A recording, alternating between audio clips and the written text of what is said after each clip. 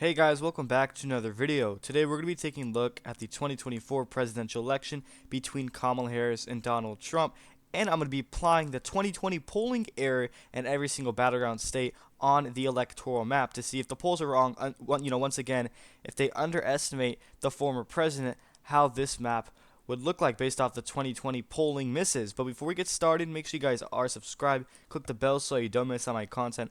Press like button, share this video. Don't forget, if you are interested, we have memberships. You can find a link to that in the description section. So we're going to be using 538. Let's take a look at the national popular vote. So as of right now, Kamala Harris is leading the popular vote by nearly 3% 2.8 points to be exact. She's pulling at 48.5 to Donald Trump's 45.7% with the national popular vote. Now, if this were to be the 2020 polling error, let's say polls do overestimate Democrats once again, like they do literally all the time, even in 2016 as well.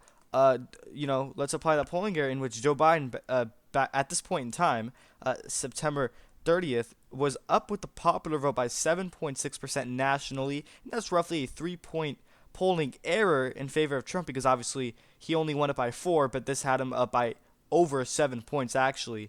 So realistically, Trump would narrowly be favored to win the popular vote by under percentage point. It's going to be close no matter what.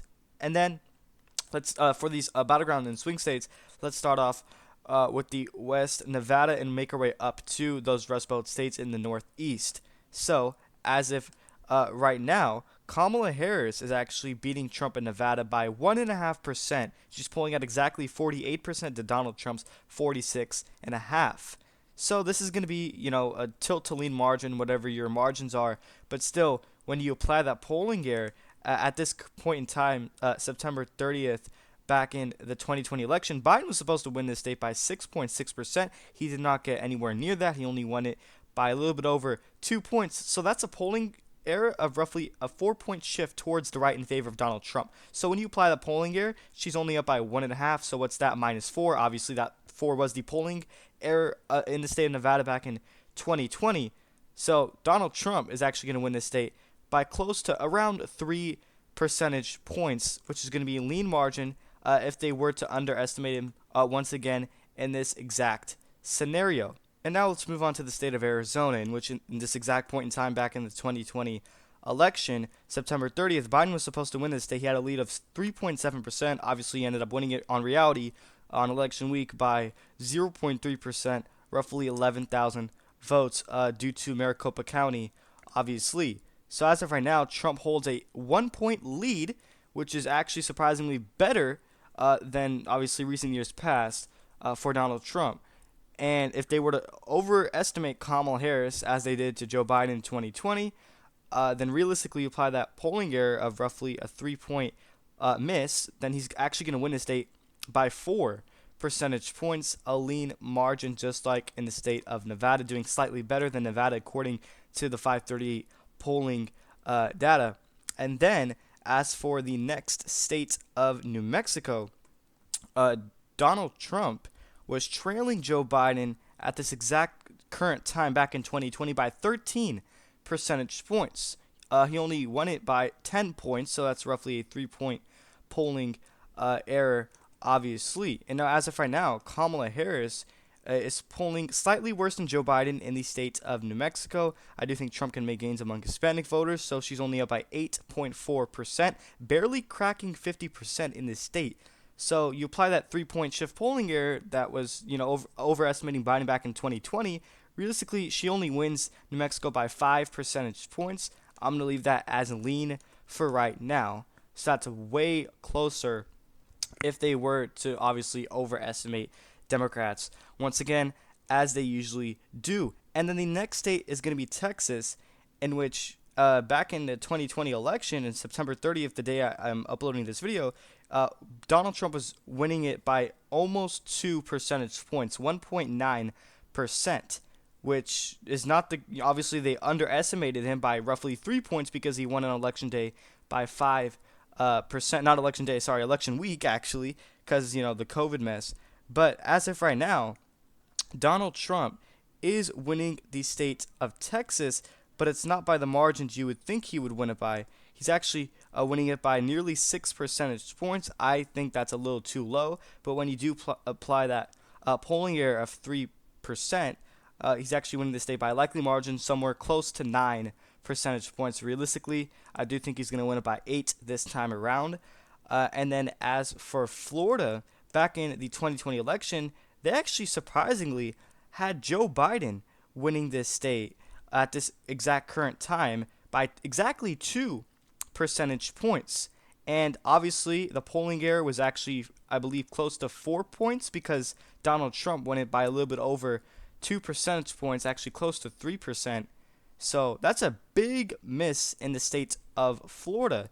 And in 2024, fast forward 4 years later, at this point in time, Donald Trump is actually having the lead in Florida by exactly 4 percentage points. So when you apply that 4 to 5 polling error in favor of Donald Trump, that's obviously going to shift it to 8 points, likely margin similar to Texas, slightly closer actually.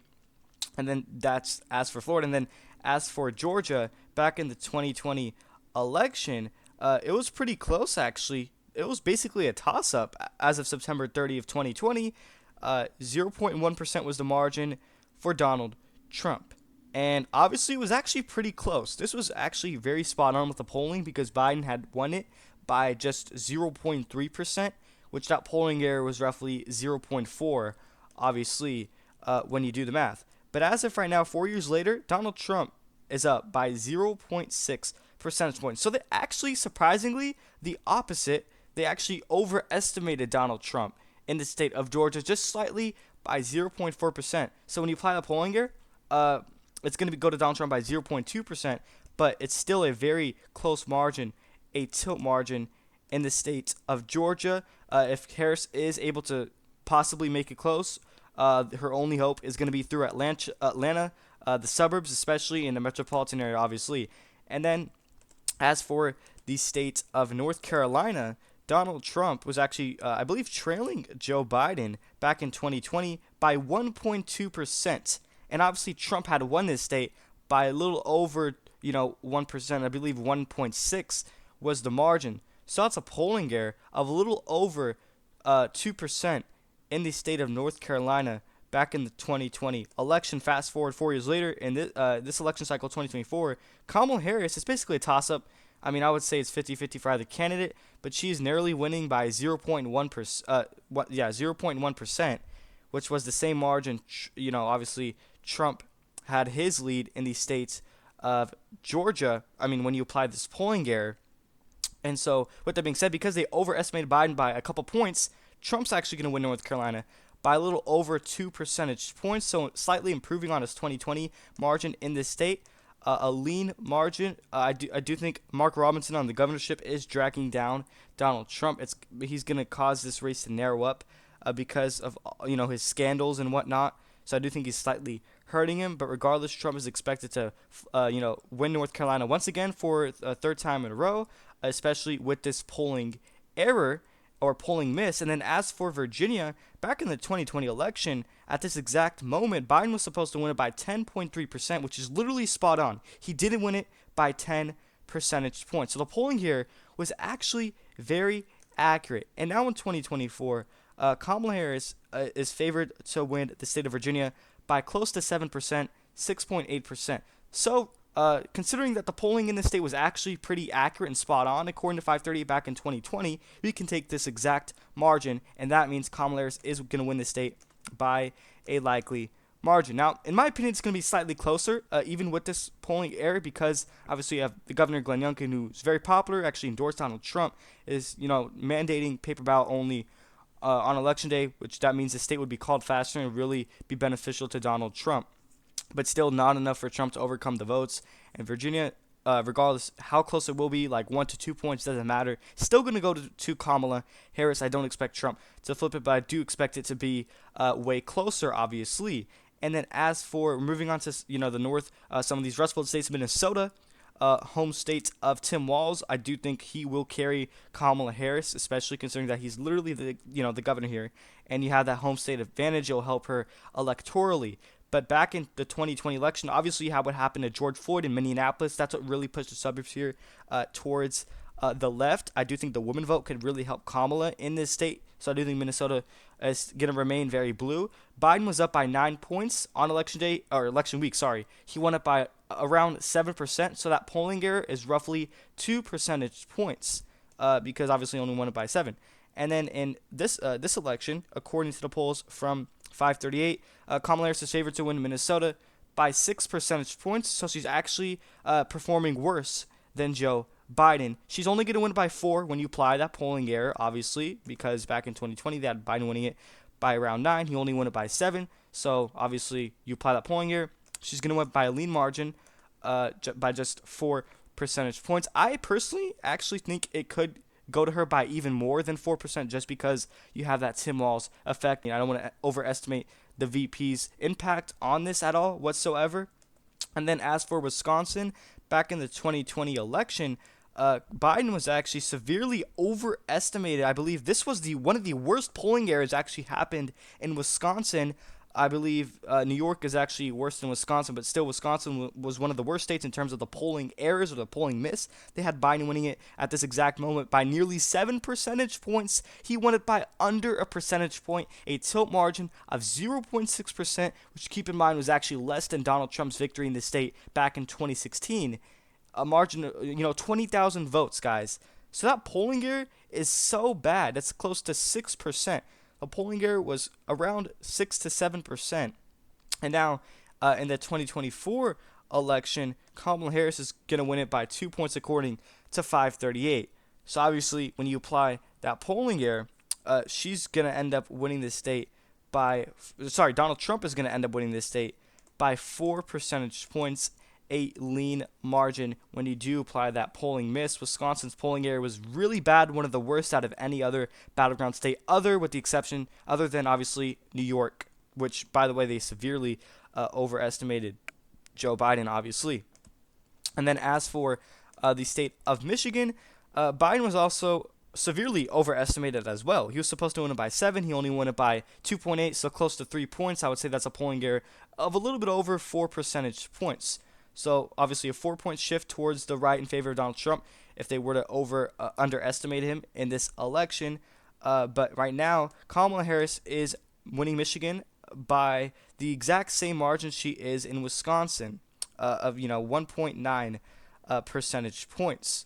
And so basically, obviously, Donald Trump is going to win the state by a lean margin of, I would say, 5 percentage points when you do apply that polling error. And then as for Pennsylvania, Donald Trump was actually trailing Joe Biden in the state back in the 2020 election. He was up by 5.6%. He only won it by literally a little over 1 percentage point. A tilt margin is extremely way closer than that. So that's a polling miss of roughly, I would say, a little over 4%.